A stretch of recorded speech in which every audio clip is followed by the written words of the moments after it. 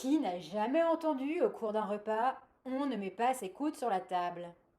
Tu vas savoir pourquoi au final ça ne se fait pas.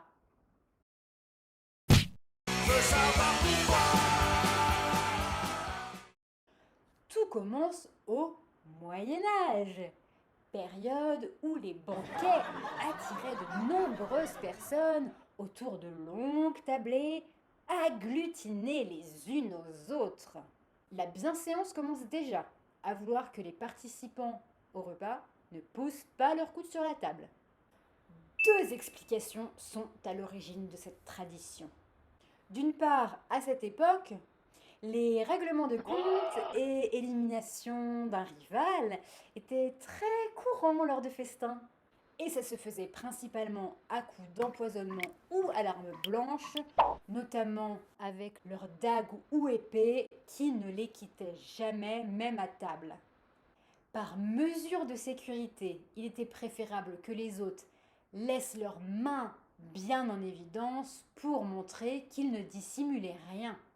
Mais les coudes retirés de la table étaient aussi une question d'ordre logistique, puisque tous serrés les uns contre les autres, il aurait été indécent de piquer une part de la place de son voisin en agglutinant son corps sur la table.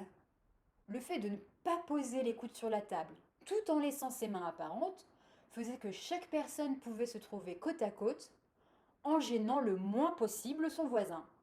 Aujourd'hui, les avant-bras posés sur la table restent la meilleure position à prendre en société.